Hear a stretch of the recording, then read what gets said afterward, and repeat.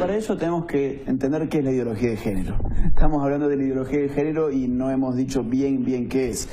La ideología de género es un conjunto de ideas anticientíficas que con propósitos políticos desarraigan a la sexualidad humana de su realidad natural y explican la sexualidad humana sencillamente por la cultura. ¿Esto qué significa? Bueno, que ahora la variable significativa a la hora de explicar la sexualidad humana pasa a ser las relaciones culturales, pasa a ser la sociedad, la cultura, la construcción cultural, como se dice.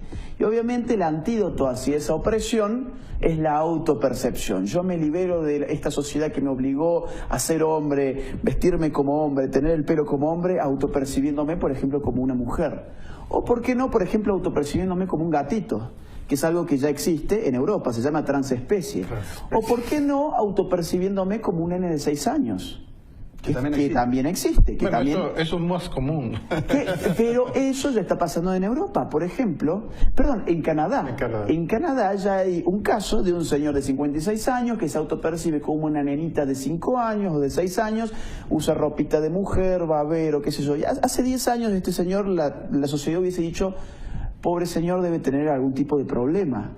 Y hoy en cambio los medios ponen la noticia, bravo, se liberó, es una niña que está metida en un cuerpo de un hombre de 56 años, tiene derecho a ser incluida en la sociedad y ese derecho incluye, por supuesto, el derecho de ir a un kindergarten, ¿no? A un jardín de infantes. Y ese señor hoy en día va a un jardín de infantes frente a todo el peligro que significa para los chicos. Pero más allá de eso, en la filosofía misma de la ideología de género, que significa desarraigar a la sexualidad de su naturaleza, desarraiga por añadidura todos los límites, porque la naturaleza es la que nos limita. Yo no me puedo tirar del 10º piso, no por un precepto cultural, sino porque la ley de la gravedad me va a hacer estrellar contra el piso.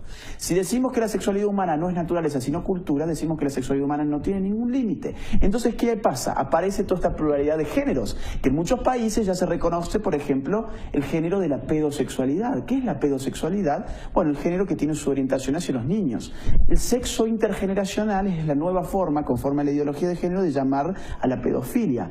En algunos otros países anglosajones le llamarán boy lovers, child lovers, los que aman a los niños. Son lindos motes para conductas no tan lindas. En Holanda, por ejemplo, los movimientos feministas apoyan con solicitadas públicas a los pedófilos de Holanda.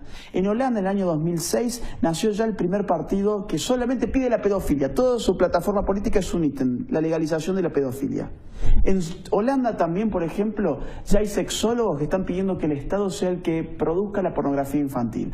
Una de las feministas más famosas de España en este momento, que es Lola Pérez, si no me creen, por favor búsquenla por Twitter, tienen que tener estómago para seguirla por Twitter, porque se van a encontrar con tweets como por ejemplo el siguiente. Ella se pregunta por Twitter, ¿qué tiene de malo, por ejemplo, querer tener relaciones sexuales con un bebé muerto?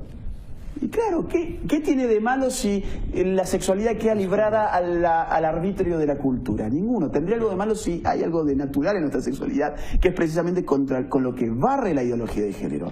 Así hay ejemplos en todo el primer mundo sobre cómo la NAMBLA, por ejemplo, es la internacional pedófila más importante que tiene sede en los Estados Unidos. Otra vez, si el público tiene estómago, entra en su página web, es NAMBLA, búsquela por Google, NAMBLA, N-A-M-B-L-A, es una página de pedófilos. Lean sus notas, lean sus artículos, que todos obviamente tienden a legitimar y normalizar la pedofilia, y van a ver todos los argumentos de los ideólogos del género plasmados allí mismo. ¿Por qué? Porque, quiera sea o no, la ideología de género le abre las puertas a las peores perversiones, incluyendo la zoofilia, que ya ha sido legalizada en Canadá hace más o menos 8 meses, es decir, las relaciones sexuales con las bestias. Y en Suecia, por ejemplo, ahora se está pidiendo la legalización de la necrofilia, es decir, las relaciones sexuales con los muertos, y el incesto, es decir, las relaciones sexuales con los familiares próximos. ¿Conforme a qué? Conforme a los argumentos de la ideología de género, por supuesto.